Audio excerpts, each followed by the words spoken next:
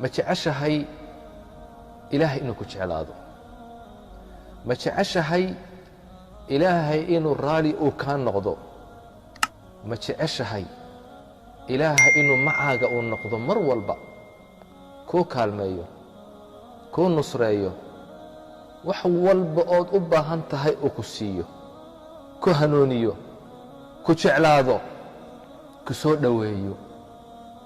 ku toosiyo ma jeceshahay haddaad jeceshahay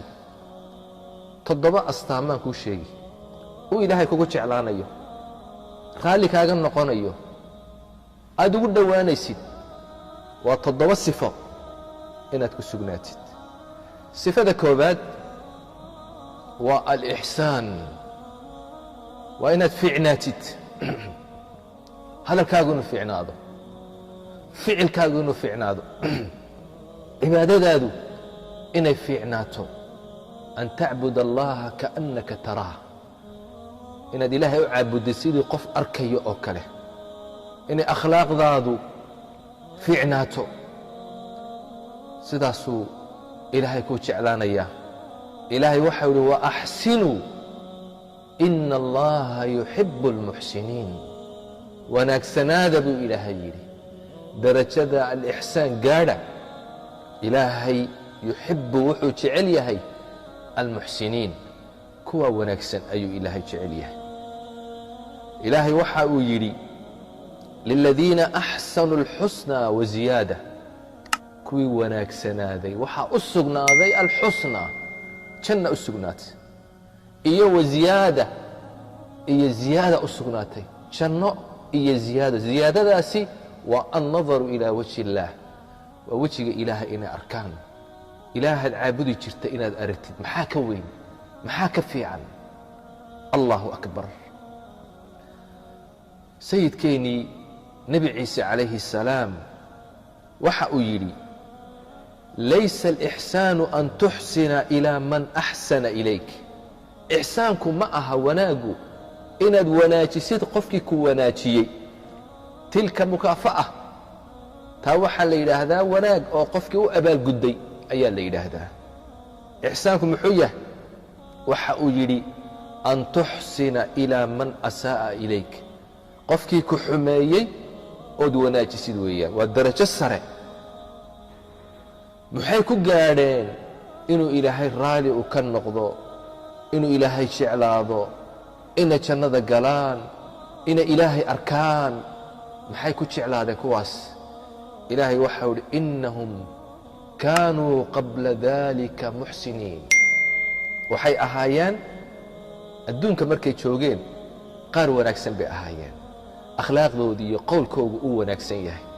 idan sifada ugu horeeya astaanta ugu horaysa waa inaad noqotid qof fiican calaamadda labaad astaanta labaad uu ilaahay kugu jeclaanayo raalli kaaga noqonayo waxa weeye attawba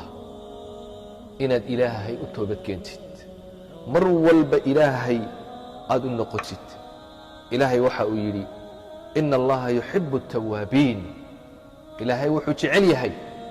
kuwa mar walba toobad keena ee ilaahay u noqda ilaahay wuxuu doonayaa inuu toobada kaa aqbalo dembiga inuu kaa maydho ilaahay kugu farxayaa toobadaada markaad ilaahay u soo noqotid ilaahay kugu farxayaa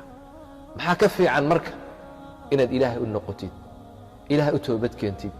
ilaahay ku jeclaanayaa toobaduna waa astaanta labaad uu ilaahay kugu jeclaanayo ta saddexaad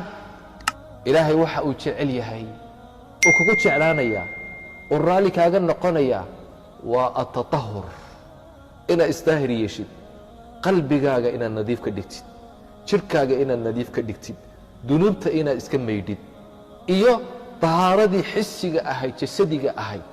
wahiyaabaka fatahir ilaahay waxa uu leeyahay wahiyaabaka fatahir ilaahay waxa uu jecel yahay kuwaasi isdaahir yeela ayuu ilaahay jecel yahay ina allaha yuxibu الtawaabiin wayuxibu اlmutatahiriin kuwa isnadiifta ku dadaala iimaankooga iyo qalbigooga iyo caqligooga iyo jirhkooga intaba nadiifiya nadaafadda ku dadaala taana ilaahay uu jecel yahay ilaahay baad ugu dhowaan raalli buu kaaga noqonayaa sifada afaraad oo alla kugu jeclaanayo kugu soo dhowaynayo darajo sare uu kugu siinayo ta afaraad oo alla ka cabsi ilaahay ood ka cabsatid ilaahay waxa uu leeyahay faina allaha yuxibu almuttaqiin ilaahay wuxuu jecel yahay kuwa ka cabsada isaga cadaabkiisa ka cabsada cuquubadiisa ka cabsada naartiisa ka cabsada iska ilaaliya macaasida daacada ilaahay u orda kuwaasuu ilaahay jecel yahay shirkiga iyo xumaanta iyo dunuubta ka fogaada astaanta shanaad uu ilaahay kugu jeclaanayo sifadaasi waa asabr inaad sabir yeelatid ilaahay waxa uu leeyahay wallaahu yuxibu الصaabiriin ilaahay wuxuu jecel yahay kuwa sabra daacaadkiisa khayrka ku sabra maxaarimta ilaahay uu kaa xarimay ka sabra ka joogsada qadarka iyo masaa'ibka dhacaya ee qoran ku sabra kuwaasuu ilaahay jecel yahay ilaahay maxaa ka fiican jannada markuu ilaahay uu ku geeye ee jannada aad geshid ay malaa'igtu kugu soo gasho ay tiraahdo salaamun calaykum bima sabartum fanicma cuqba daar malaa'igtii baa soo gelaysa min kulli baab albaabada jannada waxay ku leeyihiin salaamun calaykum nabadgeliyo korkiina ahaato jannada maxaad ku gasheen waa bima sabartum sabirkiinni awgeed daacadii ilaahay baad ku sabirteen maxaarimtii baad ka sabirteen qadarkii ilaahay ayaad ku sabirteen ta lixaad waa altawakul cala allah ilaahay ood tala saaratid asbaabta ood la timaadid aad ilaahay arrintaada u dhiibatid ilaahay wuu kugu jeclaan ina allaha yuxibu almutawakiliin ilaahay wuxuu jecel yahay kuwa tala saarta arrintooda hagaajiya dabadeed dadaala dabeedna ilaahay tala saarta maaha asbaabta inaad ka tegtid oo tidhaahdid ilaahay ayaan tala saaranaya sababta la imo ilaahayna tala saaro acqilhaa watawakal tawakulkuna waa wuxuu ilaahay kugu jeclaanayo ilaahay muna kugu filnayn ilaahay waxa uli alaysa allaahu bikaafin cabda ilaahay addoonkiisa muna ku filnayn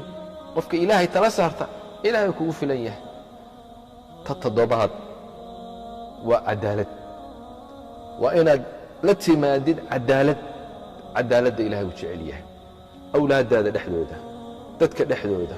naftaada xataa qof kale iyo adiga haddii aad isqabataan cadaalad yeela mar walba inaad cadaaladda aad ku dadaashid ilaahay waxau le ina allaha yuxibu almuqsitiin ilaahay wuxuu jecel yahay kuwa cadaaladda la yimaada cadaaladdan ku dadaalno toddobadaa sifo ilahay wuu kugu jeclaanayaa raalli buu kaaga noqonayaa waa u dhowaanaysaa jannooyinka ilaahay ayaad ku gaadhaysaa ilaahay haynagu arsaaqo sifaadkaa wanaagsan wasalaamu calaykum waraxmat ullaahi